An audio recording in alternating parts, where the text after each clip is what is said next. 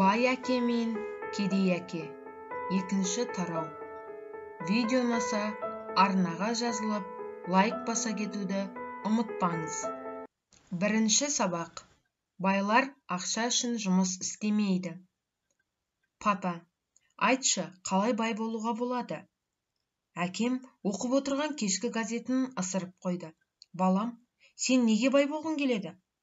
Себебі бүгін Джиммидің мамасы өзінің жаңа Кадиллак машинасымен келіп, өзінің отбасын демалыс күндерінде теңіз жағасындағы үйге алып кетті. Джимми өзімен бірге 3 досын қоса ала кетті, ал Майкл екеумізді шақырған жоқ. Бізге айтқандары, сендер кедей болғандықтарыңнан алмаймыз деді. Шын ба, деді әке сеніңкіремей. Иә, рас, дедім мен өкпелі түрмен. Әкем үндемей басын шайқап, көзілдірігін дұрыстап қайта киіп, газет оқуын жалғастырды. Ал мен, ол не айтар екен деп күтумен болдым. 1956 жыл. Мен 9 жастамын. Болғаны солай. Байлардың балаларымен бір мектепке баратынмын. Плантация басшысы, басқа да ықпалды тұлғалар, дәрігерлер, бизнесмендер мен банкерлер алғашқы 6 жылға өз балаларын осы мектепке беретін. Содан кейін оларды жеке меншікті мектепке ауыстыратын. Біз сол мектеп жағындағы көшеде тұрғандықтан мен осы мектепке баратынмын. Егерде біз басқа көшеде тұрғанда сөз жоқ тұрмыс жағдайлары бізбен қатар отбасыларының балалары оқитын мектебіне жіберген болатын еді. 6 сыныптан кейін мен және мен сияқтылар мемлекеттік мектепке оқуымызды жалғастырдық. Біз үшін жеке меншік мектеп жоқ еді. Бір кезде әкем газет оқуын тоқтатты. Оның ойланып отырғаны көрінді. Балам, деді ол ақырын бастап, егер сен бай болғың келсе, онда сен ақша табуға үйренуің керек. Ақшаны қалай табады деп сұрадым мен. Өзің ойлан, деді жымиып. Мұнысы, мен саған ештеңе айтпаймын, немесе мен бұл сұраққа жауап бере алмаймын, мені ыңғайсыз жағдайға қалдырма дегені сияқты болып көрінді маған. Бірінші серіктестік. Келесі күні әкеммен болған әңгімені ең жақын досым Майкке айттым. Майк екеуміз де осы мектепте оқитын кедей отбасыларынан едік. Ол да мен сияқты тағдырдың қызықты қалтарысына байланысты осы мектепке оқуға келген еді. Біреудің мектеп шекарасын біз тұратын көше арқылы өткізуіне байланысты байлардың балаларына арналған мектепке бардық. Шындығында біздер соншалықты кедей демес едік. Бірақ бізге солай көрінетін. Себебі бізден басқа балалардың барлығында жаңа бейсбол қолғаптары, жаңа велосипедтері, барлығы жаңа болатын. Әкем мен шешем бізге қажеттінің бәрін берді. Ас, киім, үйіміз болды. Бірақ одан артық ештеңке жоқ. Менің әкем, егер саған бірдеңе қажет болса, оны сен еңбекпен табуың керек дейтін. Бізге көп нәрселер қажет еді. Алайда 9 жасар балаға көп жұмысты кім береді? Біз ақшаны қалай істейміз деп сұрады Майк. Мен білмеймін дедім. Ал сен маған серік болғың келе ме? Ол келісімін берді. Сөйтіп сол сенбінің таңында маған тұңғыш бизнес серіктес пайда болды. Біз таңертеңнен бері ақшаны қалай жасау керектігі жөнінде жоспар құрумен болдық. Кей уақытта біз теңіз жағалауында тұратын Джимми сияқты байларды еске алдық. Бізге бұл біршама өкінішті еді, бірақ осы өкініш бізді баю жолына ынталандырушы күш болды. Бір кезеңде бізге түстен кейін бір ой келді. Бұл пікір Майк бір ғылыми көпшілік кітаптан оқыған екен. Біз бір-бірімізге үлкен үміттілікпен қарастық. Сөйтіп біздің серіктестігімізде өз ісіміз пайда болды. Содан кейін біз бірнеше апта бойынша көрші көлемдерді, үйлерді аралап, бос қалған тіс тазартқыш пасталардың тюбиктерін бізге берулерін өтіндік. Алдымен бұған үлкен адамдар таңғалып, содан кейін күлімсіреп келісімдерін берді. Кейбіреулері біз не істемекшіміз деп белгілері келді. Оларға оны біз сіздерге айта алмаймыз, бұл коммерциялық құпия дедік. Бір кезде шешем мазасыздана бастады. Себебі біз жинаған заттарымызды қоюға, оның кір жуатын машинасының тұрған жерін қалап алып едік. Әртүрлі қажетсіз заттар салынған қағаз жәшіктің жанында біздің жинаған тюбиктеріміз күннен күнге көбейе бастады. Бір күні шешемнің шыдамы таусылды. Оны күнде өздері лас әрі майысқан тюбиктерді көру тойдырғанын білем. Бізден осы сендер не істеп жүрсіңдер деп сұрады. Маған қайдағы бір коммерциялық құпия дегенді қойыңдар, бәрін тез шығарыңдар, әйтпесе мен барлығын лақтырып тастаймын деді. Біз Майк екеуміз жалынып, жақында ойымызды іске асыру мақсатында әлі де болса жеткілікті материалдарды жинап алу үшін уақыт керек деп түсіндірдік. Шешем бізді аяп тағы да бір аптаға рұқсат етті. Осылай ісімізді тездетіп бастауға сыртқы жағдайлар түрткі болды. Өйткені жұмыс атқарушы серіктестік ретінде қойма жөнінде менің шешемнің тарапынан алғашқы ескерту алдық. Енді Майкке көршілерді тездетіп паста тюбиктерін босатуды, ол үшін тістерін жиі тазартуды өтіну міндеті еді. Мен өндіріс орнын жинақтауға кірістім. Бір күні әкем бір досымен үйге келіп, аулада барын тасымен жұмыспен айналысып жатқан 9 жасар екі баланы көрді. Маңайымыздың бәрі ақ ұнтақтармен қоқыстанған еді. Ұзын үстелдің үстінде пайдаланудан кейін мектептен алып келген бос сүт пакеттерін, жанында грильде алаулап тұрған қызыл шоқтарды көрді. Әкем баяу қимылдап бізге жақын келді. Машинасын есік алдында тастауға тура келді. Себебі гаражға қоюға біздің өндірісіміз жол бермеп еді. Ол досымен жақынырақ келіп, шоқ үстіндегі қазандықта тіс тазартқыш тюбиктердің балқы беріп жатқанын көрді. Ол кезеңде паста тюбиктері пластмассадан емес, жезден жасалатын. Олардың бояу отпен өшіп, қазандыққа салып балқытып ерітіп, содан кейін оны сүт пакеттеріне арнайы тесік арқылы құя бастадық. Картонды жәшікте гипс бар болатын. Сумен араластырылған сол ұнтақ маңайымызды аппақ қылған еді. Мен абайсызда қапшықты құлатып алғанмын. Сондықтан маңайымызда ақ боран соққандай еді.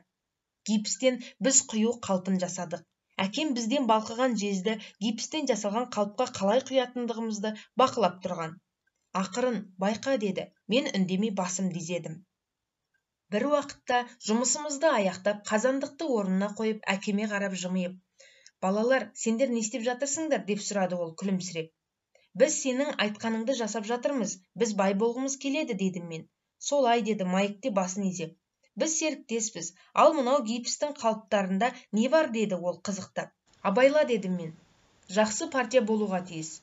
Содан кейін кішкентай балғамен қалыптың екі жымдасқан жерінен ұрып, жоғары бөлігін босаттым. Қалыптан жез тиын түсті. «О Құдай», деді әкем. «Сендер жезден ақша жасап жатырсыңдар ма?» деді таңданып. «Дәл өзі», деді Майк мақтанышпен. «Біз сендердің айтқандарыңызды істеп жатырмыз. Біз ақша жасаудамыз». Әкемнің досы теріс айналып, шек-сілесі қатып күлді. Әкем жымиып басын шайқады. Ол жанып тұрған грильді, тюбиктермен толы қағаз жәшікті, үсті-бастарын ақ ұнтаққа былғанған өз істеріне мәз. Біз екеумізді көзімен шолып шықты. Әкем бізге істеп жатқан жұмысымызды тоқтатып, өзімен бірге есік алдына келіп отыруымызды сұрады. Ол бізге жалған ақша жасаушылардың кім екенін байыппен түсіндірді. Біздің арманымыздың тас-талқаны шықты. «Сіз мұның заңсыздық дегіңіз келе ме?» деді Майк даусы дірілдеп. «Ойнай берсін», деді әкемнің досы. «Мүмкін бұл олардың табиғи қабілеттері болар». Әкем оған ренішпен қарады. «Иә, заңсыздық», деді ол. «Ақырын, дегенмен сендер өз ойларыңды көрсете білдіңдер. Ерекше ізденістер мен жан-жақты ойлану қабілеттеріңді көрсеттіңдер», деді. «Ойлануды осылай жалғастыра беріңдер. Мен шындығында сендерді мақтан тұтамын». Біз Майк екеуміз ренішті түрде 20 минуттай үнсіз отырдық та, сонан кейін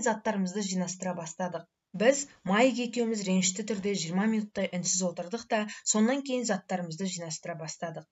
Сөйтіп біздің өндірісіміз ашылған күні жабылды. Қоқыстарды жинастырып жүріп мен Майкке қарап, «Я, Джимми және оның достарынікі шындық, біз кедейміз», дедім. Бұл уақытта менің әкем кетіп бара жатқан. «Балалар», деді ол. «Егерде сендер тез берілсеңдер, онда кедей боласыңдар. Ең негізгісі сендер бірдеңе істедіңдер. Көп адамдар бай болғысы келетіндіктерінен армандап айтумен ғана болады. Ал сендер бұл үшін бірдеңе істедіңдер. Мен қайталап айтамын, мен сендерді мақтан тұтамын. Тоқтамаңдар, күресті жалғастырыңдар». Біз Майк екеуміз үнсіз тұрдық. Мұны есту бізге қуанышты еді. Сонымен бізге не істеу керек? «Ал, папа, сен неге бай емессің?» деп сұрадым мен. «Мен мұғалім болуды ойлағанмын. Мұғалімдер баю туралы ойламайды. Бізге оқыту ғана ұнайды. Мен сендерге көмектескім келеді. Бірақ шындығында ақшаны қалай жасау керек екенін білмеймін». Біз алаңды жинастыруды әрі қарай жалғастырдық. «Балалар, егер сендер бай болуларың келсе, менен сұрамаңдар. Майктың әкесіне барыңдар», деді сөзін жалғастырып. «Менің әкем ме?» деді Майк таңданып. «Иә, сенің әкеңе», деп жауап берді. Менің әкем күлімсіреп. «Екеуміздің банкиріміз бір адам. Ол сенің әкең туралы ең жоғарғы пікірде. Сенің әкең ақша жасаудың жолдарын тамаша біледі» деп айтқанын бірнеше рет естідім. «Ол менің әкем бе?» деді Майк сенімсіздікпен. «Ал, олай болса, онда бізде бай адамдардың мектептегі балалары секілді тамаша машина немесе үлкен үй жоқ. жаңа машина және үлкен үй қайткенде де сенің бай және ақшаны қалай табу керектігін білетіндігінің белгісі емес деп жауап берді әкем. Джиммидің әкесі қант плантациясында жұмыс істейді. Оның менен айырмашылығы шамалы. Ол компанияға жұмыс істесе, мен мемлекетке қызмет етем. Компания оған машина сатып алып берді.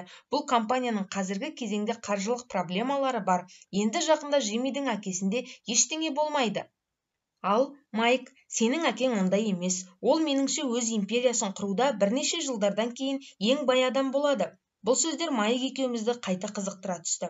Біз қосылып жасаған шаруамыздың қалдықтарын тездетіп жинастырып, Майктың әкесімен қашан және қай жерде кездесіп сөйлесуіміз туралы ақылдастық. Оның қиындығы, ол кісі көп жұмыс істейтін, үйіне өте кеш оралатын. Олар кісіге көптеген қоймалар, құрылыс компаниясы, бірнеше дүкендер және 3 ресторан қарайтын. Осы ресторандар үшін ол жұмыста түнге дейін болатын. Ауланы жиыстырып болғаннан кейін Майк автобусқа мініп үйіне кетті. Ол сол күні кешке әкесімен бізге қалай бай болуды үйрете ме, әлде жоқ па соны сөйлесіп білуге асығып еді. Өте кеш болса да Майк әңгімеден кейін маған телефон соғуға уәде етті. Кешкі 8:30 телефон соғылды. Тамаша дедім мен. Келесі сенбіде деп телефонды орнына қойдым. Майктың әкесі бізбен кездесіп әңгімелесуге уәде қылды. Міне, сенбі күні таңғы 7:30 мен автобусқа мініп қаланың кедейлер тұратын бөлігіне тарттым. Сабақтар басталуда. Мен сағатына 10 центкен төлеймін. 1956 жылдың бағытымен салыстырғанның өзінде төленетін ақшаның көлемі күлкілі еді. Біз Майк екеуміз оның әкесімен таңертеңгі 8-де кездестік. Осы кезде де оның қолы бос емес еді. Жұмысқа кіріскеніне 1 сағаттай болған екен. Мен өзі қарапайым, әрі кішкентай, бірақ таза үйге таяғанымда оның жанында құрылыс бастығы мінген машина орнынан қозғалып бара жатты. Майк мені есік алдында күтіп алды. Әкем телефон арқылы сөйлесіп жатыр. Бізге үй сыртындағы басқышта күте тұруымызды айтты, деді ол. Маған есікті ашып жатып, мен табалдырықтан аттап жатып, бұл ескі үйдің сықырлауық еденіне аяқ бастым. Кіреберісте арзан бағалы төсеніш жатты. Өзі таза, бірақ жаңа емес. Ескі жұмсақ жиһаздарға толы бөлме кендім. Диванда менің шешемнен біршама үлкенірек 2 әйел отырды. Оларға қарсы орындықта бір ер адам отырды. Киімдері таза, жас шамасы 45-терге келген. Менің әкемнен 10 жастай үлкен. Біз Майк екеуміз олардың қасынан өтіп бара жатқанымызда бізге күлімсіреп қарады. Бұл кімдер деп сұрадым. Бұл кісілер әкемде жұмыс істейді. Ер адам қойма меңгерушісі, әйелдер ресторанды басқарады. Пикап машинасымен кеткен кісі осы арадан 70 шақырымдай жерде жол құрылысымен айналысады. Екіншісі сен келгенше кетіп қалған. Күнде осылай ма, дедім мен таңданып. Күн сайын емес, бірақ жиі, деп жауап берді. Майк менің жаныма отыра беріп. Ол кісі бізді ақша жасауға үйрете ме екен? Бұған ол не айтты, дедім мен ақырындап. Алдымен ол біртүрлі таңдана қарады. Ал соңында менде сендерге ұсыныс бар, деді. Солай ма, дедім мен орындықта тербеле отырып. Сен білесің бе, ол қандай ұсыныс? Жоқ, бірақ қазір білеміз. Бір кезде есік тез ашылып, есік алдында шапшаң қимылмен Майктың әкесі шықты. Біз сасқанымыздан орнымыздан атып тұрдық. Балалар, даярсыңдар ма, деді ол біздің қасымызға орналаса беріп. Біз басымызды изедік. Оған жақындап, алдыңғы жағына орналасып. Бұл кісі ірі денелі адам болатын. Бойы 180 сантиметрден астам, салмағы 90 килограмм. Менің әкем одан биіктеу, салмақтары бірдей. Бірақ Майктың әкесінен 5 жас үлкен. Олар әр ұлт өкілдерінен болса да, бір-біріне кішкене ұқсас еді. Мүмкін ұқсастықтары, жігерліктері болар. Майк айтып еді, сендер ақша тапқыларың келетін көрінеді. Солай ма, Роберт? Мен басымды изедім, қорқынышты сезіммен. Оның кішіпейіл сөзі мен күлкісінің артында үлкен күштің барлығы сезіліп тұрды. Онда менде мынадай ұсыныс бар. Сендерді оқытам, бірақ мектептегідей емес, басқаша. Ол үшін маған жұмыс істеулерің қажет. Жұмыс барысында мен сендерді тез үйретем. Ал егер мектептегідей тек қана отырып қана тыңдаймыз ғой деп ойласаңдар, онда мен уақытымды текке жоғалтам. Менің ұсынысым, көнсеңдер, келісімдеріңді беріңдер, көнбесеңдер қойыңдар. Алдымен сұрауға бола ма деп бастап келе жатырмын, жоқ. Көнесіңдер, көніңдер, көнбесеңдер, өздерің біліңдер. Менде жұмыс өте көп, босқа уақыт өткізе алмаймын. Егер сендер тез шешім қабылдай алмасаңдар, еш уақытта ақша жасай алмайсыңдар. Мүмкіндіктер пайда болады және жоғалады. Егер сендер шапшаң шешім қабылдайтын болсаңдар, бұл тамаша. Міне, сендердің ізденгендеріңнің мүмкіндігі енді туды. Сабақ басталды, немесе 10 секундтан кейін аяқталады, деді Майктың әкесі жымиып. Мен келісемін, дедім мен. Мен де, деді Майк. Жақсы, деп жауап берді Майктың әкесі. Мұнда 10 минуттан кейін Мартин апай келді. Мен ол кісімен сөйлескеннен кейін, ол кісімен бірге менің өз-өзіне қызмет жасайтын дүкеніме барып, жұмысқа кірісесіңдер. Мен сендерге сағатына 10 центтен төлеймін. Әрбір сенбі сайын 3 сағаттан жұмыс істейсіңдер. Менде бүгін бейсболдан кездесу бар еді, дедім мен ышқынып. Көнесіңдер, көніңдер, көнбесіңдер, кетіңдер, деді ол қатқыл дауыспен. Келісемін, дедім мен, біржола бейсбол ойынын қойып, жұмыс істеуге және оқуға шешім қабылдап. 30 центтен кейін. Сол сенбі күні 9-дан бастап Мартин апайдың қарамағында жұмысқа кірістік. Бұл кісі сондай қайырымды және шыдамды әйел еді. Ол бізге ылғи, Майк екеумізге оның ержетіп кеткен екі ұлдарына ұқсайтынымызды айтушы еді. Рас, өзінің қарапайымдылығына қарамастан, ол бізге көп жұмыс істеуіміз қажет деп есептейтін. Әрі оны әрқашан бізге тауып беретін. Біз 3 сағат бойы сөрелердің консерві банкілерін алып, кух қанаттарымен шаңдарды тазартып, мұқияттылықпен қайтадан орындарына қоюымыз керек. Бұл бір қалыпты, әрі өте іш пыстыратын жұмыс еді. Өзімнің Байакем деп айтатын Майктың әкесінде үлкен автотұрақтары және тағы осындай 9 өздеріне қызмет жасайтын кішігірім дүкендері бар. Осы жерден алыс тұрмайтын кісілер сүт, нан, май және темекі сатып алуға мүмкіншіліктері бар еді. Өкінішке орай, ол уақытта Гавайяда ауаны алмастыру кондиционерлері болмайтын, күннің ыстығынан дүкендердің есіктері жабылмайтын. Соның салдарынан автотұраққа келетін машиналардың көп жүрісінен олардың іші шаң тозаңға толы болатын. 3 апта бойы 3 сағатта Мартин апайға келісіп жұмыс істедік. Түске қарай біздің жұмысымыз аяқталатын. Ол кісі бізге 3 тиындық ақша беретін. 1956 жылы 9 жасар баланың өзіне 30 цент көп ақша болып есептелмейтін. Ол уақытта комикстер құны 10 центтен кем болмайтын. Тапқан табысымды осы кітаптарға жұмсап, үйіме кететінмін. 4-ші аптаның сәрсенбісінде мен барлығын тастауға даяр едім. Майктың әкесінен ақшаны қалай жасау керектігін үйренуге жұмысқа кіріп едім.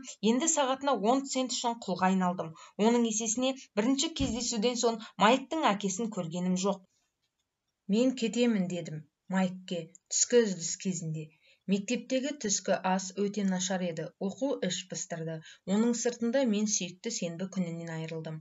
Әсіресе мені назаландырған осы 30 цент болды. Майк күлді. Неге күлесің, дедім мен ашуланып. Әкем айтып еді, осылай болады деп.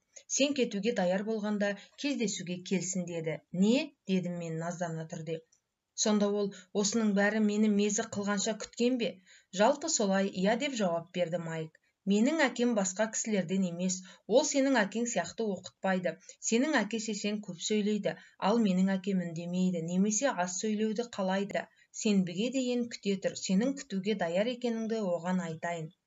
Сонда мұның барлығы әдейі істелінген дегің келе ме? Әдейі емес, бірақ осыған ұқсас бірдеңе. Сенбі күні әкем бәрін түсіндіреді. Сенбідегі кезек. Мен онымен әңгімеге даяр едім. Менің өз әкемде қатты ренжулі еді. Өзім кедей деп есептейтін туған әкем Байаке бала еңбегі туралы заңды бұзған, оны сотқа беру керек деп есептейді. Ол маған атқарған еңбегіңе сай сағатына 25 цент кем емес жалақыңды талап ет деп кеңес берді. Егер де ол жалақыңды көтермесе, онда сен жұмыстан жедел кетуің керек, деді әкем. Мұндай сорлы жұмыстың саған қажеті қанша, деді ол ашулы түрде. Сенбі күнгі таңғы 8-де менің алдымнан Майк үйінің сықырлауық есігі тағы ашылды. Мен есіктен кіргенде Майктың әкесі отыр және кезекті күт, деді. Ол бұрылды да кішкене жұмыс бөлмесіне кіріп кетті. Мен жан-жағыма қарадым. Майк маңайда жоқ еді. Мен ақырын ғана осыдан 4 аптадан бұрын кездескен екі әйелдің жанына отырдым. Олар күлімсіреп орындарынан қозғалып, маған орын босатты. 45 минут уақыт өтті. Мен мазасыздана бастадым. Ол екі әйелді қабылдап жібергеннен бері тағы жарты сағат өтті. Олардан кейін тағы да бір қартаңдау адам келіп, 20 минуттай болды да ол да кетті. Үй бос қалды. Гавайяның осындай бір тамаша күнінде өзі сараң, әрі балалар еңбегін қанаушының қапа бөлмесінде қабылдауын күтіп отырдым. Мен оның кабинетінде қалай жүргенін, телефонмен сөйлескенін бәрін естіп отырдым. Алайда мені есіне алар емес. Мен тұрып кетуге даяр едім. Дегенмен әлі де болса орнымда отырдым. Bir уақытта тағы да 15 минут өткеннен кейін тура сағат 9-да кабинетінен үндемей шығып, маған қолымен ишарат етті. Менің байқағаным, сен егер жалақыны көтермесе жұмысты тастайсың ғой, деді бай әкем, айналмалы орындығының үстінде ырғала отырып. Сіз шарттағы өз келісіміңізді орындамадыңыз ғой, деп айтып салдым мен. Жыларман болып, 9 жасар балаға үлкен адаммен айтысу шындығында өте қиын. Егер де мен сізге жұмыс істесем, мені оқытамын деп айтып едіңіз ғой. Мен сізге жұмыс істедім, мен көп жұмыс атқардым. Сізге жұмыс істеу үшін бейсболдан бас тарттым. Сіз мені ештеңеге де үйреткен жоқсыз. Сіз алдаушысыз. Қалада барлығы да сізді солай айтады. Сіз тек қана ақшаны ойлайсыз. Ал сізге жұмыс істеп жүргендер туралы ойламайсыз. Мені көп күтуге мәжбүр еттіңіз, және мені сыйламайсыз. Мен кішкентай баламын, бірақ маған дұрыс қарауға құқығым бар. Көзқарасы өткір еді, жаман емес деп жауап берді ол.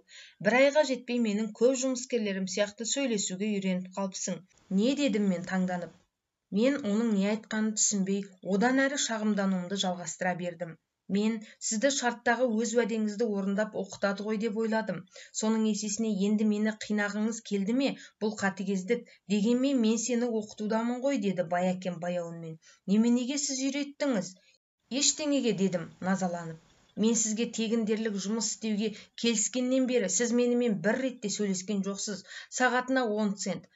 Маған сіз туралы тиісті орынға хабарлауым керек еді. Айтпақшы, біздің елде бала еңбегі туралы заң бар. Сондай-ақ мені әкем мемлекетке қызмет етеді. Охо, деп үн қатты бай әкем. Енді сен менің бұрынғы көп жұмыскерлерім сияқты сөйлейтін болдың. Оларды мен жұмыстан босаттым, немесе өздері кетті. Енді сіз не айтқыңыз келеді маған, деп жалғастырдым мен. Мен кішкентай балаға артықтау өте батырланып кеттім. Сіз мені алдадыңыз, мен сізге жұмыс істедім, сіз сөзіңізде тұрмадыңыз, сіз мені түкке үйреткен жоқсыз. Ал сені ешнәрсеге оқытпағанымды қайдан білдің, деді бай әке, шімірікпестен қызықтай қарап. Сіз менімен бірде-бір рет сөйлескен жоқсыз. Мен 3 апта жұмыс істедім, ал сіз ештеңеге үйреткен жоқсыз, дедім мен бұртиып. Ал оқытқанда міндетті түрде сөйлеу немесе нотация оқу керек пе, деп сұрады бай әке. Әрине, дедім мен. Осылай сені тек қана мектепте оқытады, деп жауап берді ол күлімсіреп. Бірақ өмір олай оқытпайды. Мен айтар едім, өмір ең жақсы ұстаз. Өмір сенімен еш уақытта сөйлеспейді. Ол сені тек қана соғады. Бірде бір жағынан, бірде екінші жағынан. Әрбір соққы ол өмір. Оян, мен сенің бірдеңені түсінгеніңді қалаймын, дейді өмір. Бұл не айтып отыр, деп сұрадым өзімнен өзім үндемей. Сонда өмір мені соққылағанда ол менімен сөйлесе ме? Енді мен жұмысты тастау керектігіне кәміл сендім. Менімен сөйлесіп отырған адамды Есуастар ауруханасына жіберу керек. Егер сен өмірден оқысаң, оның оқытқанын үйренсең, онда сенде барлығы жақсы болады. Оған үйренбесең, ол сені соққылауын жалғастыра береді.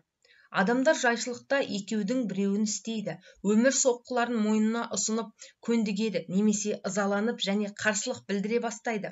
Бірақ өкінішке орай, олар бастыққа, жұмысқа, әйеліне немесе еріне қарсыласады. Олар соққылаушы, осындай нақтылы тұлғалар емес, өмірдің өзі екенін түсінбейді. Мен текке түсінбедім. Өмір бізді соққылайды, кейбіреулері беріледі, басқалары күреседі. Ал енді біреулері берілген сабақты игеріп, одан әрі қозғалады. Ондайлар өмір соққыларына қуанады. Олар үшін мұндай жағдайлар жаңа бірдеңеге үйрену болып табылады. Қорытынды жасап ілгері жүреді. Көпшілігі жай беріле салады, ал сен сияқтылар күреседі. Бай әке орнынан тұрып, әлдеқашан жөндеуді қажет еткен сықырлауық терезені жапты. Егер сен осы сабақты игерсең, сауатты, бай және бақытты жігіт боласың. Егер бұлай болмаса, сен ғұмыр бойы өз басыңдағы қиыншылықтарды жұмыстан, жалақыдан немесе бастықтан көріп кінәлайсың. Бай әке, сен тыңдап отырсың ба, дегендей маған қарады. Көздеріміз бір-бірімен кезікті. Біз бір-бірімізге қарап не ойлап отырғанымызды көздерімізден аңғардық. Оның айтқан ең соңғы сөзін түсініп, мен көзімді басқа жаққа бұрдым. Мен түсіндім, оныкі шындық еді. Мен оны айыпқа бұйырдым. Расында мені оқытқанда қалап еді. Мен күрестім. Бай әке әрі қарай жалғастырып. Сонымен, егерде сенде мықты тегеурін болмаса, өмір қысымын бастағанда сен әрқашан беріле бастайсың. Сен осындай адам болсаң, ғұмыр бойы ереже бойынша өмір сүресің. Бәрін дұрыс істейсің. Дүниеде болмайтын бір жағдайларды күтіп, өзіңді сақтайсың. Содан кейін дәрменсіз шал болып өмірден өтесің. Сенде көп достар болады. Олар сені тамаша және іскер жігіт болғаның үшін жақсы көреді. Сен өмір бойы ережелер бойынша және қалыптасқан түрде қимыл жасайсың. Алайда нақтылығында сен өмір соққыларын үнемі мойын ұсынумен ғана боласың. Іштей тәуекел басуға қорқасың. Рас, сен жеңгің келеді. Бірақ жеңіліп қалу қорқынышы жеңіс қуанышынан басым болады. Мұндай шешімге келе алмағаныңды, сенің жан дүниеңнің ең түкпірінде жатқан сезімді тек қана өзің білесің. Сен тәуекелге баспайтын, қимыл жасауға бейім боласың. Біздің көздеріміз тағы кездесті. Менің түсінгенім ол көргенше 10 секундтай бір-бірімізге қарап отырдық. Онда сіз мені өмір сияқты соққыладыңыз ба деп сұрадым мен. Кейбіреулер солай айтқан болар еді, деді Баяке күліп. Мен саған өмірдің не екенін көрсеттім деп айтуыма болады. Бұл қалай, дедім мен, әлі де болса ашулы түрде, бірақ қызығушылықпен. Балалар, сендер менен ақшаны қалай жасауға болады деп сұраған ең бірінші адамсыңдар. Маған 150-ден астам адам жұмыс істейді, бірақ олардың бірде біреуі еш уақытта менен ақша жөнінде не білетінімді сұрап көрген емес. Оларға менен тек қана чек керек, ақша жөнінде білім емес. Сондықтан олардың көпшілігі өмірлерінің ең жақсы кезеңдерінде ақша үшін жұмыс істеп, кімге және неменеге жұмыс істеп жүргендерін түсінбей өтеді.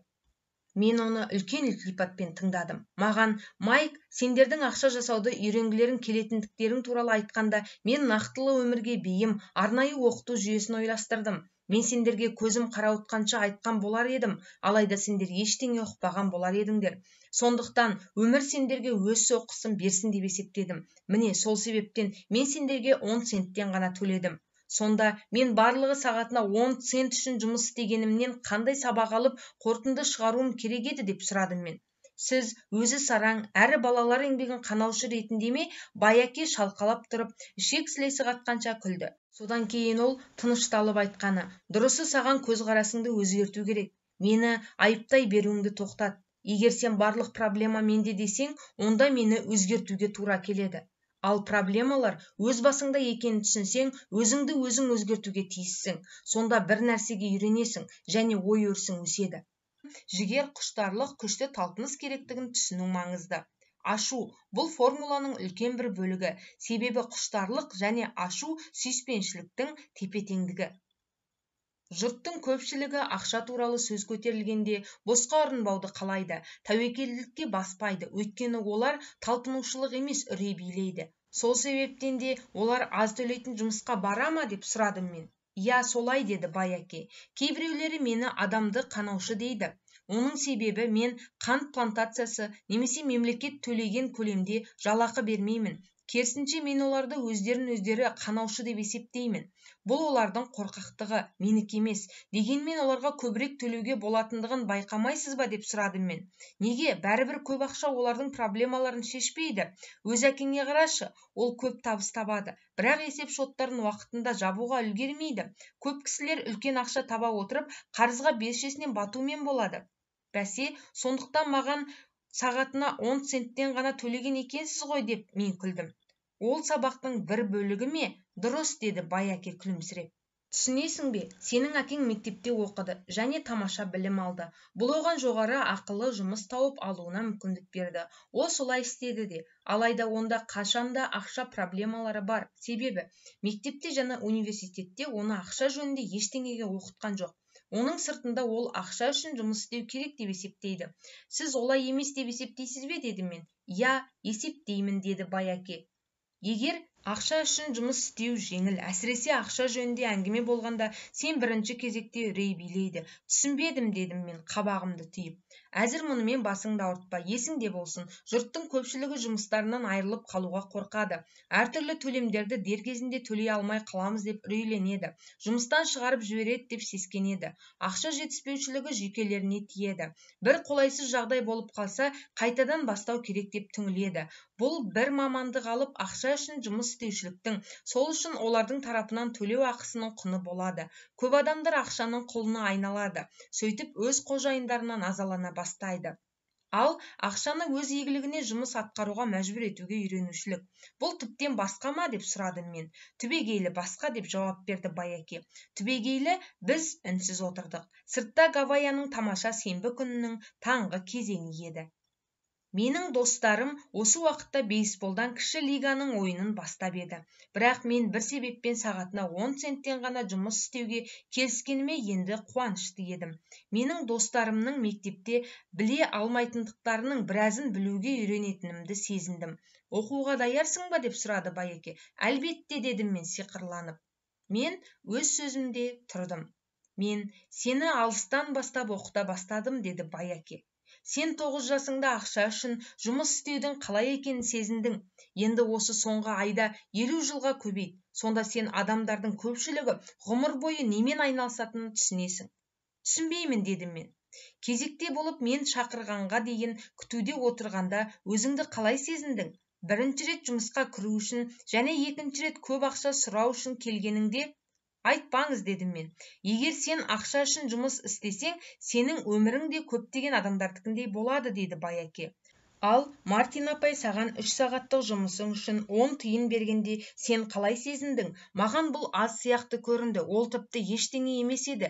Мен түңілген едім.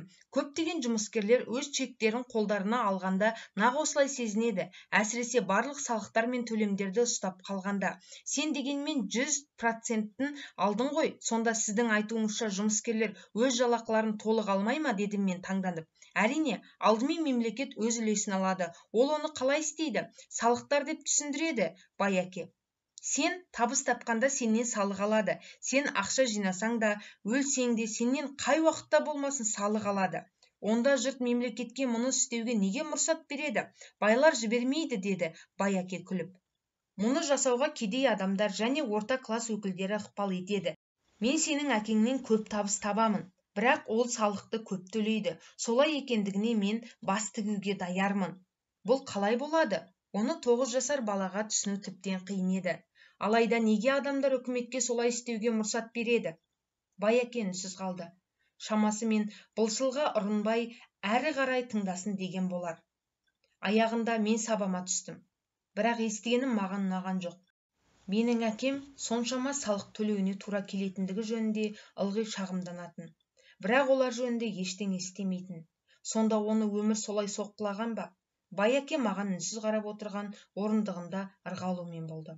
Оқуға даярсың ба? Мен үнсіз басымды изедім. Менің айтқанымдай саған көп дүниеге үйренуге тура келеді. Ақшаны өзіне жұмыс істетуші тұлға бұған ғұмыр бойы оқиды. Жұрттың көпшілігі 4 жылдық колледжде оқиды да, сонымен олардың білім алуы тоқтатылады. Менің түсінгенім, енді өзімнің барлық өмір жолымда ақшаны зерттеймін, себебі білгенімнен одан да артық білуге тырысуым қажет. Ал көпшілік мұнымен еш уақытта айналыспайды. Олар жұмысқа барады, жалақы алады, төлемдерін төлейді, сонымен іс бітеді. Содан кейін ақшаның жетпейтіндігіне таңданумен болады. Бұл қиындықтар қолдарына көп ақша түскенде жойылады, деп елес армандап жүреді. Сондықтан да менің әкемде салық проблемаларының болуы, оның ақшаның не екенін білмеуінен бе деп сұрадым мен таңғалып. Мұнаны түсін, деп жалғастырды сөзін Байаке. Салық төлеу ақшаны өзіңе жұмыс атқаруға мәжбүр етуді үйренудің бір кішігірім бөлігі ғана. Бүгін сенен білейін дегенім ақшаның не екенін білуге арналған. Сенің ынталылығың басылған жоқ па? Негізгі мәселе осында. Көпшілікте мұндай ынта жоқ. Олар оқығылары келеді. Көп ақша табу үшін өздеріне ыңғайлы және қызғылықты кәсіби мамандық алуға тырысады. Күндердің күнінде олар ақша тапшылығын сезінеді. Проблемалар туындай бастайды. Міне осыдан кейін еш уақытта жұмысты тастай алмайды. Сөйтіп олар тек қана ақша үшін жұмыс істеуді біледі. Ал ақшаны өзіне қалай жұмыс істеуге болатындығы жөнінде оқымайды, ұмтылмайды. Сондықтан бұл олардың өз сауатсыздықтары үшін төлеу бағасы, құны. Сен әлі де болса, осыларды игеріп оқуды қалайсың ба деп сұрады Байаке. Мен басымды изедім. Жақсы, деді Байаке. Сонда жұмысқа бар. Енді саған ештеңе де төлемеймін. Не, дедім мен таңғалып. Не естідің сол түкте? Сен бұрынғыдай әр сенбі сайын жұмыс істейсің. Бірақ сен енді 10 центті де алмайсың. Сен ақша үшін жұмыс істемеуге үйренгім келеді дегенсің. Сондықтан мен саған ештеңе төлемеймін. Мен өз құлағыма сенбедім. Мен Майкпен бұл туралы сөйлестім. Ол жұмыс істеуде. Консервілердің шаңын сүртеді, қайтадан орындарына қояды. Бәрін тегін істейді. Бар абдырамай қосып оған. Бұл әділетсіздік, дедім мен ышқынып. Сіз бірдеңе төлеуіңіз керек. Сен оқығым келеді дедің ғой. Егер сен бұған оқығың келмесе, келешекте жаңағы менің қабылдау бөлмемде кезек күтіп отырған екі әйел мен мосқал еркектей боласың. Олар ақша үшін жұмыс істейді. Мен оларды жұмыстан босатпайды деп сенеді. Немесе өз әкеңдей боласың, көп ақша табасың, қарызға белшеңнен батасың, барлық проблемалар ақшам көп болғанда шешіледі деп армандаумен боласың. Егер де сен осыны қаласаң, онда алғашқы шартқа сағатына 10 центтен төлеуге оралайық. Немесе жұрттың көбі не істесе солай істе. Аз төлейді деп арыздан, шағын, жұмыстан болса, жаңа жұмыс іздеуді баста. Онда мен не істеуім керек? Бай әкем ақырын менің басымды нұқып, мынаны пайдалан, деді ол. Егер де сен осыны пайдалануды үйренсең, жақын уақытта менің сабағым үшін рахметіңді айтасың. Сен өсесің және бай адам боласың. Менің тағы да алғанымда не сенерімді, не сенбесімді білмей мықшиып тұрып қалдым. Мен жалақыны көбейтуді сұрағалы келгенімде енді тегін жұмыс істеуім керек. Бай әкем менің басымды нұқып, осыны пайдалан, бар жұмысыңды істе, деді. Мен өзімнің кедей әкеме енді маған түкте төленбейтінін айтқаным жоқ. Ол оны түсінбегенде болар еді. Өзім түсінбегенді оған түсіндіруге мен ұмтылмадым. Біз Майк екеуміз тағы 3 апта бойы әр сенбі сайын 3 сағаттан ақысыз жұмыс істедік. Жұмыс жеңіл еді. Мен оған үйреніп те қалып едім.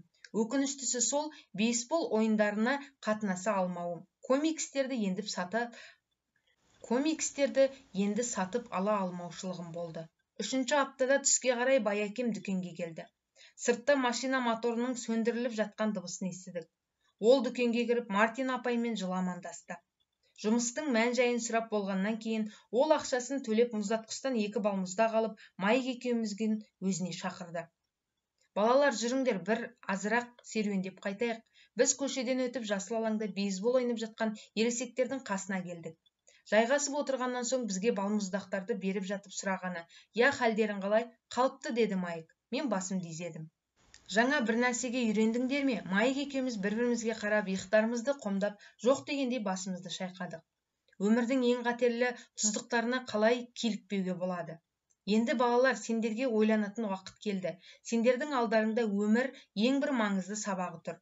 Егер де тұрақты жұмыс сағымына ілесіп, жыл сайын берілетін 3 апталық демалысын шыдамсызданып күтуде болады.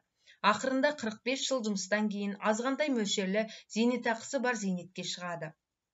Олар жақсы және еңбекқор адамдар. Сіз не оларға күлесіз бе деп жауап беруін сұрадым. Бай әкем күлді. Мартин апай маған: "Шеше тәрізді. Мен ол кісіге қалай озбырлық жасай алам? Мүмкін бұл ащы шығатын шығар. Бірақ мен барлық күшіммен сендерге өз тәжірибемді көрсетуге тырысудамын. Маңайда не болып жатқанын көріп білу үшін ой өрістеріңді кеңейткім келеді. Бұл жағдайларды жайшылықта жұрттың көбі көрмейді, аңғармайды, білмейді. Себебі олардың көру, білу қабілеттері шектелген. Жұрттың көпшілігі құрылған тұзаққа қалай түсіп қалғандарын сезбейді де." Майк екеуміз оның айтқандарын түсінуге тырысып, үнсіз отырдық. Бұлар құлаққа жағымсыз еді. Бірақ оның қайткенде де біздің өмірлік мәні бар бірдеңені білуімізді қалайтындығын көрдік. Бай әкем күліп былай деді: "Ал сендерге 25 цент сағатына төлеу сендерше қалай, тартымды баға ма?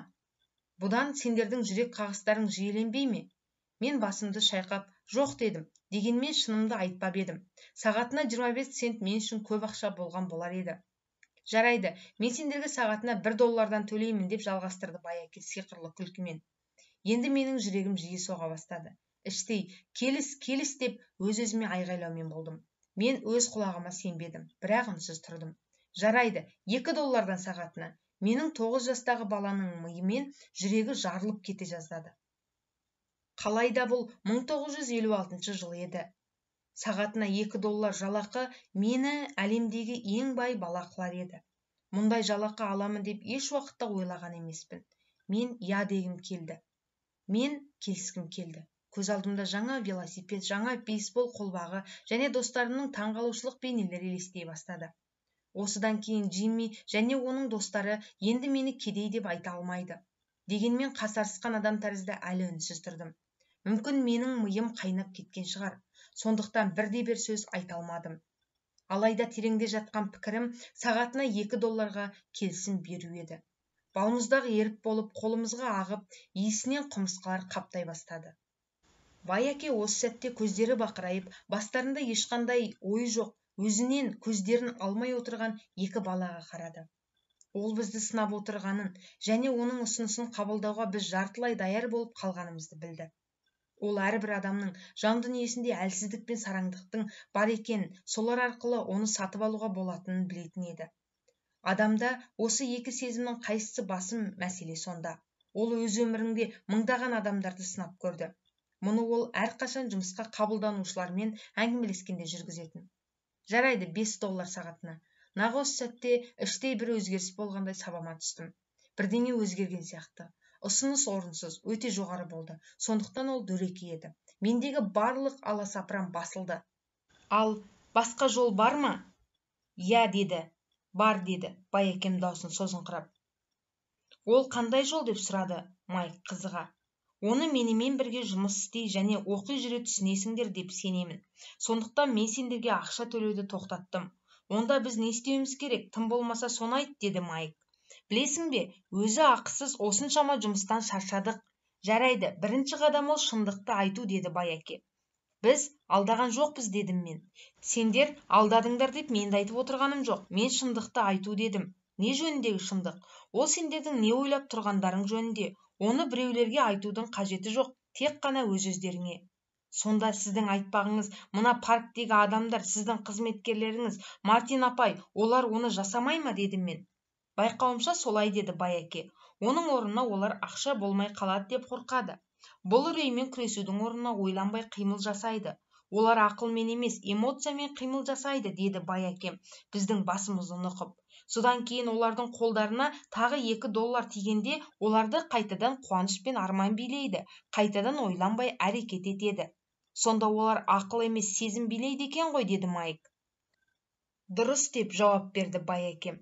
Өздері не сезіп тұрғандары туралы шындықты мойындаудың орнына сол сезімдердің ықпалымен ойланбай жұмыс жасайды. Олар үрей сезімі билейді, содан барып жұмыс істейді. Әр уақытта ақша болса, бұл сезім жойылады деп ойлайды. Бірақ ойлағандарындай болмайды. Ақша жетіспеушілігі, үрей оларды тағы да қудалай бастайды. Жұмыс істеу мұқтаждығы одан әрі арта түседі. Көп ақша мәселені шешеді деп ойлайды. Алайда өзгеріс жоқ. Бәрі баяғы қаз-қалпында. Осындай үрей оларды тұзаққа айдап енгізеді. Олар жұмыс істейді, ақша табады, және бұл үрей қашан жоғалады деп күтуде болады. Жұмысқа бару үшін таңертең орындарынан тұрады. Олармен бірге баяғы үрей қоса оянады. Миллиондаған адамдар ақшаны ойлап түнімен ұйықтамайды. Алаңдаушылықпен төсегінде дөңбекшумен болады. Жандарын күйзелткен, жүйкелерін тоздырған осы үрейді жою үшін ақша табуға жұмысқа барады. Сөйтіп, олардың өмірін ақша билейді. Дегенмен оны олар мойындағысы келмейді. Барлық сезімдерін ақша билейді, ал ол түгелімен жанын билейді деген соң естігендерімізді қорыту үшін Байекеме біраз үнсіз қалды.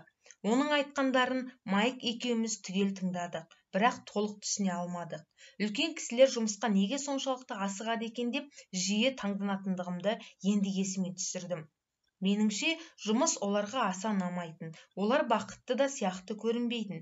Әйтеуір бір нәрсе оларды жұмысқа асықтыратын. Шамамыз келгенше бірдеңе ұққанымызды байқаған Байекем былай деді. Балалар, мен сендердің осындай тұзаққа түсіп қалмауларыңды қалаймын. Менің сендерді нақтылы үйрететін дегенімнің өзі осы еді. Жай ғана бая тану үшін емес, себебі байлық құр өзі бұл проблемаларды толық шешпейді. Шешпейді, дедім мен таңданып. Жоқ, шешпейді. Мен сендерге әлі екінші сөзім ынтызарлық туралы ештеңе айтқаным жоқ. Кейбіреулер мұны сараңдық дейді, бірақ маған ынтызарлық деген көп ұнайды. Адам өзіне жақсы, әсем, қызғылықты бірдеңені қалаушылық өмірдегі қалыпты жағдай. Осы қалауларын қанағаттандыру мақсатында адамдар ақша үшін жұмыс істейді. Оларды ақшаға сатып алып орындауға болады деп ойлайды. Алайда мұндай құмарлықты қысқа мерзімде болып, қайтадан олардың орнына одан да үлкен жақсы жұмыс құру, салтанатты үй болу, жаңа машина және тағы басқа сол сияқты үлкен сұраныстар пайда болады. Сөйтіп, әрі қарай жұмыс істеулерін жалғастыра береді. Күндердің күнінде көп ақша олардың жанын күйзелтіп жүрген үрей мен мұқтаждықты жояды деп сенеді, алайда ақша мұны істей алмайды. Сен бай адамдар жөнінде де айтып отырсың ба деп сұрады Майк. Иә, байлар жөнінде де деп жауап берді бай әкем.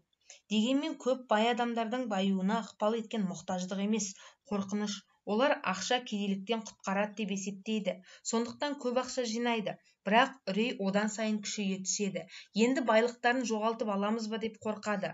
Былайда жеткілікті ақшалары бола тұра жұмыс істеуді тоқтатпаған менің достарым бар. Мен миллиондаған ақшалары бар адамдарды білем. Олардың қазіргі үйлері кедей кезіндегі үйлерінен әлде қайда басым, содан үлкен зардап шегуде. Олар жинақтаған ақшаларын жоғалтып аламыз ба деп өлердей қорқады. Баюға ықпал еткен қорқыныш күшейе түседі. Адам жанының қорқыныш және сараң сезімдері берекелерін алады. Ақшамен келген зәулім үйлерін, қымбат машиналарын, байлықты тұрмыстарын жоғалтқылары келмейді. Егерде барлық ақшаларын құртып алса, жұрт не дейді деп толқиды. Сырт көрініске бай және алаңсыз өмір сүріп жатқан адамдардай көрінгенімен, жүйкелері тозып, іштерінде ит өлгендей қалыпта болып ауруға шалдығады. Онда кедей адамдар бақытты ма деп сұрадым мен. Олай ойламаймын, деді бай әкем. Ақшадан алшақтық оңыс емес, сондай-ақ оған аса табынушылық та абырой бермейді. Осы кезде әдейі ұйымдастырылғандай біздің жанымыздан қаланың бір мүсәпір шалы өтіп, қоқыс жиналған жерге барып, бірдеңелерді қопарыстыра бастады. Біз оның қимылын мізбақпай таңданып қарап отырдық. Бұрын мұндайға мән бермейтінбіз. Бай әкем әмиянынан $1 ақша алып, ишаратпен шалды шақырды. Ол ақшаны көріп лезде жетіп келді. Оны алып көпке дейін рахметін айтып, төбесі көкке жеткендей болып, шапшаң кетіп қалды. Бұл кісінің менің көптеген жұмыскерлерімнен айырмашылығы шамалы, деді бай әкем. Мені ақша қызықтырмайды дегенді жиі айтатын адамдарды көп кездестірдім. Дегенмен сол ақша үшін күніне 8 сағат ғұмыр бойы жұмыс істеуге даяр. Олар шындықты жасырады. Егер оларға ақша қажет болмаса, онда неге жұмыс істейді? Мұндай пиғыл ақшаны қапшықтап жинаушы адамның пиғылымен салыстыруға келмейтін сорақылық еді. Бай әкенің сөзін тыңдай отырып, өз әкемнің мені ақша қызықтырмайды деп жиі айта беретін бейнесі көз алдыма елестеумен болды. Оның тағы бір жиі айтатыны, менің жұмыс істейтін себебім өз жұмысымды қатты ұнататынмын дейтін. Енді біз не істеуіміз керек, дедім мен. Онда біз үрей және сараңдық сезімдерінен арылғанша ақша үшін жұмыс істеуіміз керек пе? Жоқ, бұл уақытта босқа өткізгендік болар еді, деп жауап берді бай әкем. Эмоциялар адам баласының бойындағы ерекше қозғау салатын құбылыс.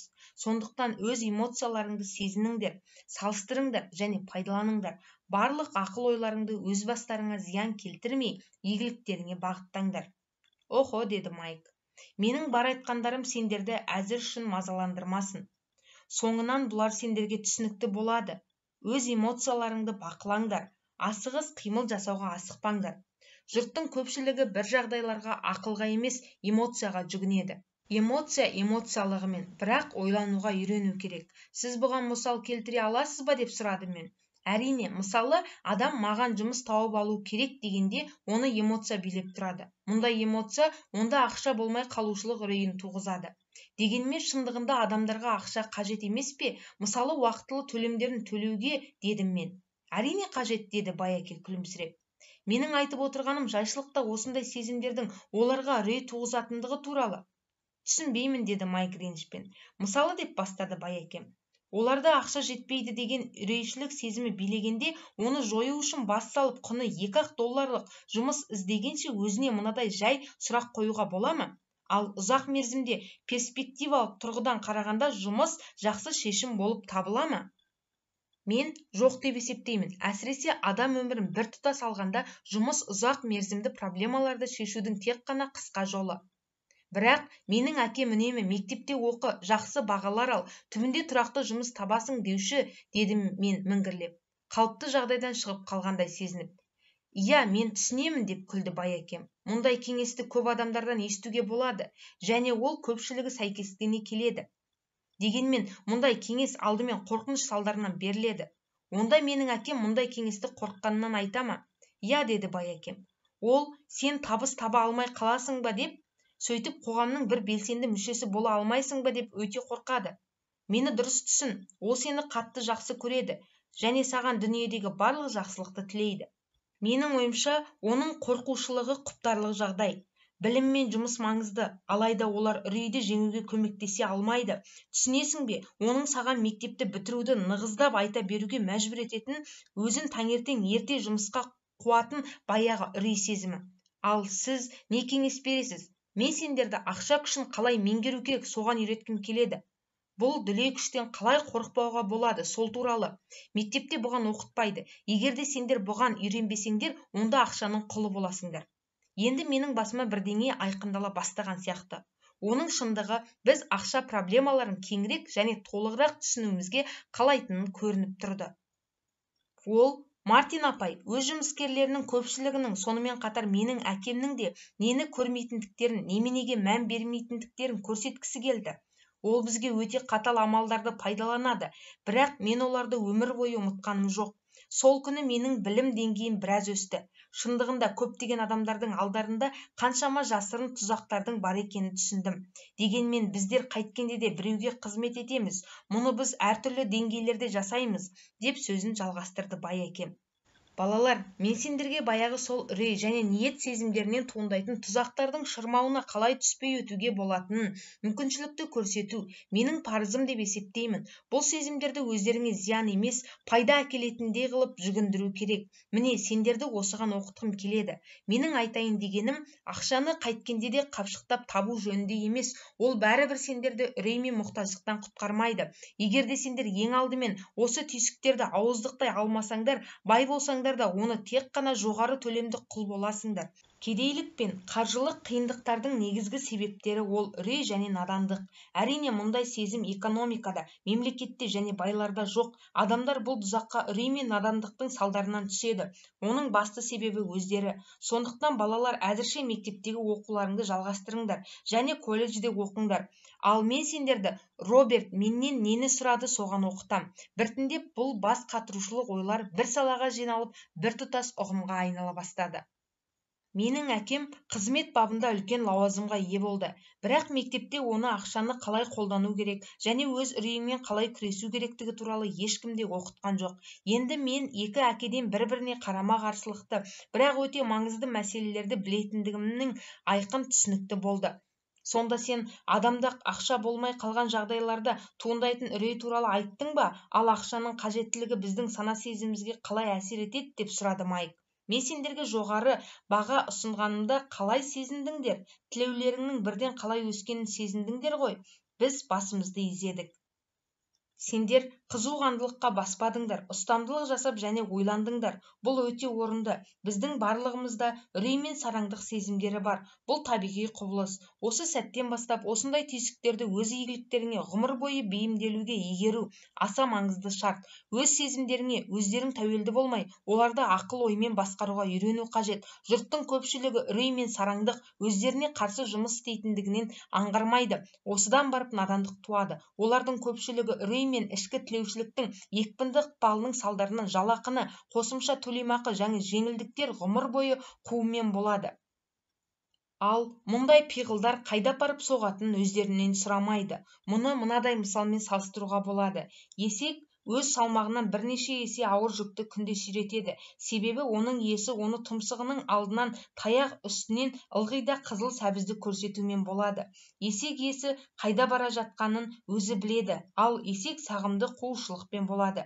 Есекте ертең жаңа қызыл сәбіз тағы пайда болады. Сонда маған айтпағың, сол сәтте мен көз алдымда жаңа бейсбол қолғабын, кәмпиттерді, ойыншықтарды елестетіп отырғанымда, бұлар маған есекке көрсеткен сәбіз сияқты болды ма деп сұрады Майк. Иә, ал сен өскенде сенің ойыншықтарың одан да қымбат болады. Жолдастарыңның алдында мақтану үшін саған жаңа машина, яхта, үлкен үй қажет болады деп күлді әкесі. Үрей адамды есік сыртынан шығарады, ал қажеттілік өз талаптарына үңілуді мәжбүр етеді. Содан барып оны тасқа соғады. Міне қайда тұзақ. Онда не істеуіміз керек, деді Майк. Үрей мен қажеттілік надандықпен арта түседі. Міне сондықтан ақшасы көп бай адамдар байыған сайын үлкен үрейдің құлы болады. Ақша ол сәбіз, сағым. Егер есек барлық жағдайларды сезіп біліп отырса, ол ойласар еді де сәбіздің соңынан жүгірмеген болар еді. Адам өмірі күрестен тұрады, деп қайта түсіндіре бастады Байәкем. Бұл надандықтың біліммен күресі. Біз күн сайын, әр минут сайын шешім қабылдаймыз. Өмірде болып жатқан жаңа құбылыстарды ой елегінен өткізіп көңіл аударуымыз ба, әлде мән бермей соқыр сезімнің ықпалында қаламыз ба? Әңгіме сонда. Адам өзіне терең үңіліп және жаңа ақпаратты іздеушілікті тоқтатқан сәттен бастап надан бола бастайды. Сендер мынаны түсінуге тиіссіңдер. Мектепте оқу аса маңызды іс. Сендер мектепте жақсы мамандық алу үшін және түбінде қоғамның саналы және сауатты азаматы болу үшін барасыңдар. Әрбір қоғамдық өмірге мұғалімдер, дәрігерлер, механиктер, суретшілер, аспазшылар, бизнесмендер, полицейлер, өрт сөндірушілер, солдаттар және тағы басқалар керек. Біздің мәдениетіміз өркендеп гүлдену үшін мектептер сендерді негізінен осыларға дайындайды. Өкінішке орай көптеген адамдар үшін бұл бастау емес, құлдырау болып шығады. Біраз уақыттан кейін үнсіздік орнады. Байәкем күлді. Сол күні оның барлық айтқандарын түсіндім. Өмірде бізді көп жылдар бойы оқытқан нағыз ұстаздардың айтқан сөздері, өздері дүниеден өтіп кетсе де, еш уақытта маңызы жоғалмайтындай, Байәкемнің айтқан сөздері мен үшін осы уақытқа шейін аса маңызды.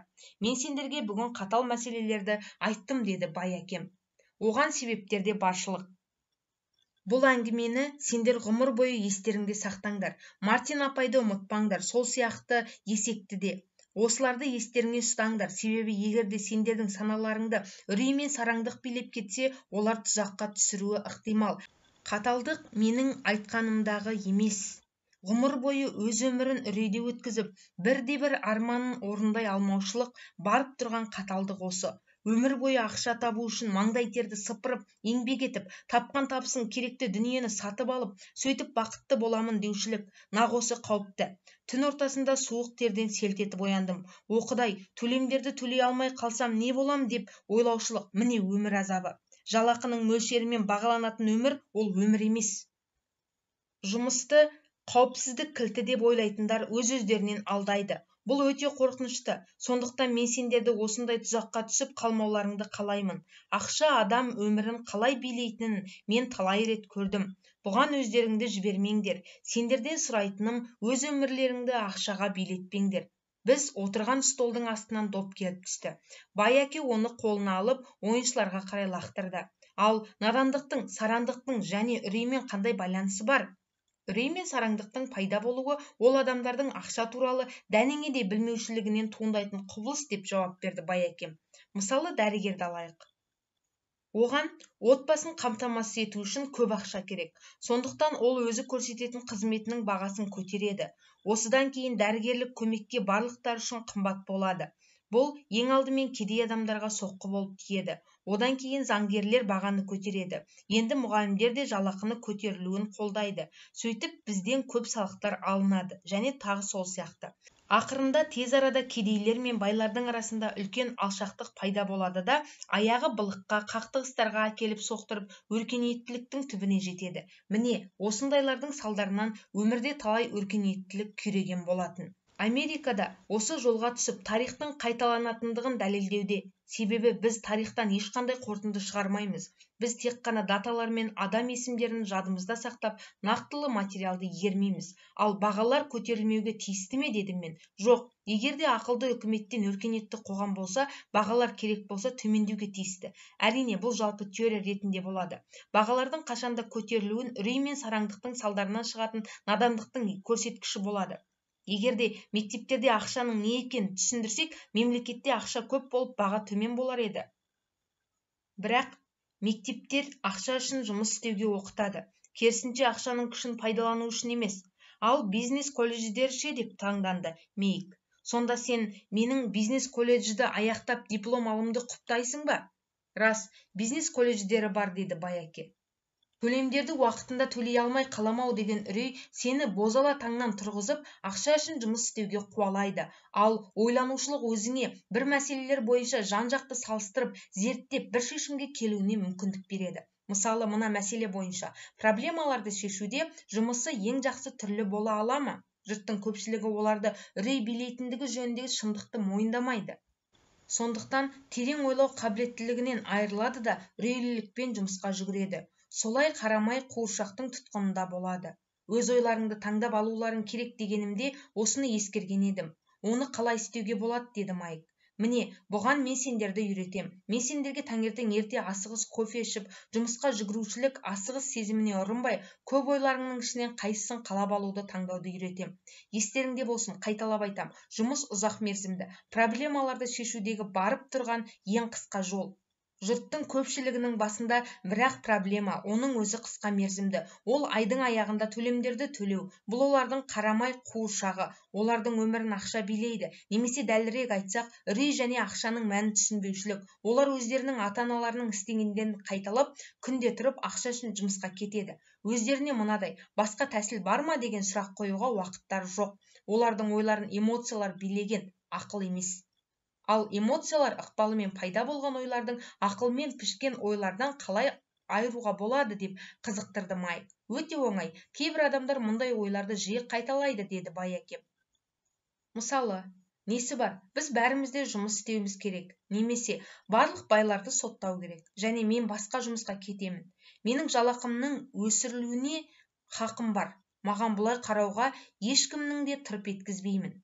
Немесе маған бұл жұмыс ұнайды, себебі ол тұрақты деген сияқтылар. Ал керісінше, мен мүмкін бірдеңені түсінбейтін шығармын дегенді олар айтпайды. Нақ осы сұрақ эмоцияларға біздің ойымызды билеп кетуге тосқауыл болады және байыпты әрі жан-жақты ойлауға уақыт береді. Мойындауымыз керек, сол күні бізге маңызды сабақ берілді. Бұл адамдардың сөйлеуі немесе іс-қимылы эмоциялардың ықпалымен бе, әлде ой елегінің ықпалымен болып тұр ма, соны қалай ажырата білу сабағы еді. Осы сабақ маған өмір бойы пайдасын тигізді. Әсіресе өзімді ақыл емес, эмоциялар билеп тұрғандығын сезінгенімде. Біз қайтадан дүкенге кеттік. Жолшыбай Байяке байлардың шындығында ақша жасайтындығын түсіндірді. Олар ақша үшін жұмыс істемейді. Біз Майк екеуміз жезден 5 центтік ақша жасағанымызда біздің ойымыз байлардың ойына өте жақын еді. Мұның проблемасы тек қана заң жүзінде рұқсат етілмеуі еді. Оны банктер мен мемлекет қана жасай алады, бірақ біз емес. Ол ақша жасаудың заңды да заңсыз жолдары бар екенін түсіндірді. Содан кейін айтқаны, байлар ақшаның қиял сағым екенін біледі. Яғни есекке көрсеткен сәбіз секілді теңеу деді. Миллиондаған адамдар ақшаны ақиқат деп есептейді. Және олардың үрейлері мен сараңдықтары осы қиялды қанайды. Шындығында ақша бұл жалған. Ол ойын картасынан жасалған үй тәрізді, оның құламай тұрған себебі оған көпшілік сенеді. Ал шындығында, деді, ол сәбіз, құны ақшадан жоғары. Ол Американың алтын стандарты туралы және әрбір долларлық банкнот күміс сертификаты екенін айтты. Бір көздерде біздің алтын стандартты құнсызданып және доллар сертификаты болуын тоқтатады деген өсек аяң оны қатты мазалайтын. Егерде балалар, бұл бір кезде болатын болса, нағыз ақыр заман сонда басталады, деді. Әсіресе кедейлер, орта класс өкілдері және хабары жоқтар мұның құрмалдықтары болады. Себебі олар ақшаның ақиқаттылығына сенушілікті жалғастыра береді.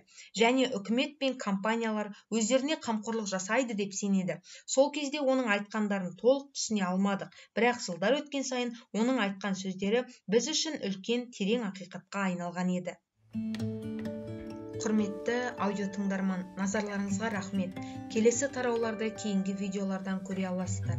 Видео ұнаса, каналға жазылып, лайк баса кетіңіз. Назарларыңызға рахмет.